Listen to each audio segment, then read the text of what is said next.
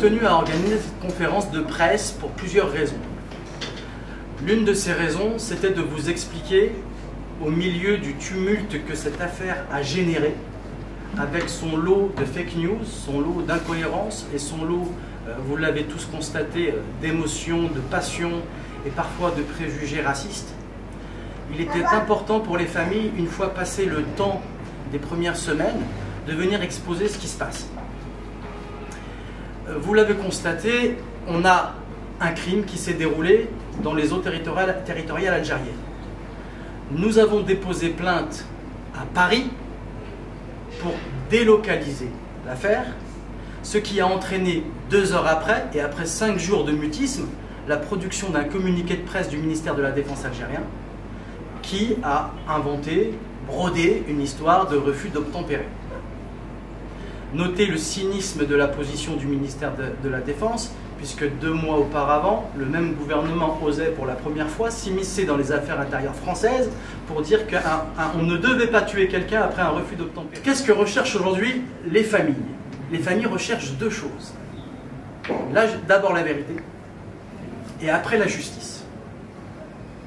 Et c'est important de dire que nous, on n'inscrit pas cette affaire dans le contexte de tensions diplomatiques entre les 2 pays. C'est évidemment lié, c'est corrélé, mais nous ne disons pas que c'est causé par cela. Et la quête des familles, ce n'est pas de résoudre un conflit entre États, entre le Royaume du Maroc et la République algérienne. Ce que les familles recherchent aujourd'hui, et c'est tout à fait légitime de leur part, c'est d'abord une quête de vérité. L'objectif de cette conférence, c'est de balayer toutes les fake news qui ont pullulé sur les réseaux sociaux et qui ont pollué les esprits, de dire voilà exactement les faits et voilà exactement le combat qui est mené aujourd'hui. Le combat qui est mené par les familles avec des avocats internationaux, voilà ce que nous sommes en train de faire. Voilà les portes que nous avons actionnées et voilà les lignes qui ont commencé à bouger dans le rapport de force. Gardez bien en tête par exemple que la position du ministère de la Défense en Algérie a été officialisée après 5 jours de silence, mais 2 heures après que nous avons déposé plainte. C'est en réaction à notre travail que les lignes ont bougé. Donc ça, c'est à saluer, c'est à noter.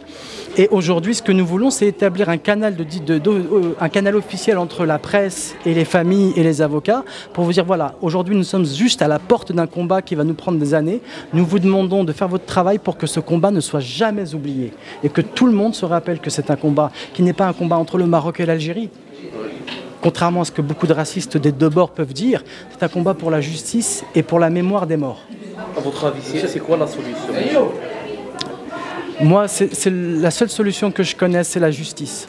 C'est-à-dire le processus qui amènera l'État algérien à reconnaître que ces militaires, soit parce qu'ils ont agi de manière unilatérale et isolée, soit parce qu'ils ont été portés à cela par une ambiance toxique, ont commis un assassinat sur des civils et évidemment engagé un processus d'indemnisation. Donc reconnaître le crime, reconnaître la qualité de victime et indemniser les victimes. Tout à l'heure, vous avez évoqué un rôle de la France au niveau consulaire. Est-ce que vous pensez que la France fait assez dans cette affaire-là? Est-ce que vous ne pensez pas qu'il y a des leviers quand même politiques que la France pourrait quand même actionner ou utiliser quand même pour faire avancer les choses, non? En France, il y a une réelle séparation des pouvoirs. Les autorités judiciaires sont totalement indépendantes du pouvoir exécutif. C'est une réalité. C'est une réalité. Ce que j'ai constaté, c'est que les gens qui occupent les fonctions qui sont les leurs auprès des institutions judiciaires font un travail extraordinaire. Ils font un travail rapide, puis en plus ils sont dans le dépassement de fonction. Je le dis, c'est quand il faut le dénoncer, je le dénonce. Là, je dis bravo, on a affaire à une administration qui bouge et qui fait les choses. Maintenant, est-ce que le dossier peut être traité politiquement entre la France et l'Algérie? L'aspect administratif, justement. Je sais bien. Est-ce que le dossier peut être traité? J'ai envie de le souhaiter pour que ça aboutisse à un dénouement rapide. Mais ce n'est pas dans mes mains, moi je suis avocat. Et il y a des considérations politiques qui ne sont absolument pas les miennes et que je ne maîtrise pas. Peut-être au niveau du Quai d'Orsay, ou peut-être, je ne sais pas, parce que c'est quand même une affaire qui est très sensible. J'ai envie de vous dire, si par la politique et par le haut, on arrive à trouver une solution, j'en serai le premier avis. Mais pour l'instant, moi, je fais du droit. Et le droit, c'est par les racines, c'est par en bas. Donc nous faisons du droit en espérant que le droit incite les politiques à prendre leurs responsabilités et à solutionner des difficultés qui font souffrir des gens innocents. J'en serai le premier avis. Justement, vous avez évoqué l'internationalisation de l'affaire, si j'ose dire. Est-ce que vous pensez que ça pourrait aider à faire avancer les choses? Est-ce que ça pourrait peut-être, parce qu'on constate quand même que l'Algérie... évidemment. De son côté, est-ce que cette initiative-là pourrait faire bouger les choses? Et en quelque sorte, est-ce que ça ne révèle pas quand même un côté, bon, c'est un peu peut-être trop fort, mais un côté quand même état voyou quand même du côté de l'Algérie? Il est trop tard, il est trop tôt pour le dire, état voyou.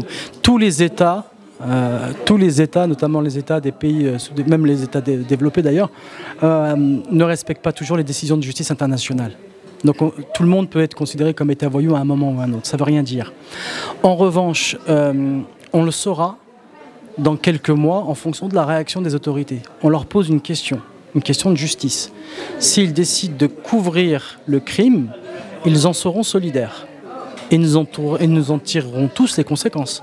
Si un État décide de couvrir un crime, l'exécutif devient par lui-même solidaire du crime, pour ne pas dire complice du crime. Et pour résumer, est-ce que vous êtes optimiste par rapport à la réalité actuelle des choses? Est-ce que vous êtes optimiste par rapport à l'affaire? Moi, je vais vous dire une phrase qui n'est pas de moi. Je ne suis ni pessimiste ni optimiste. Moi, je suis actif.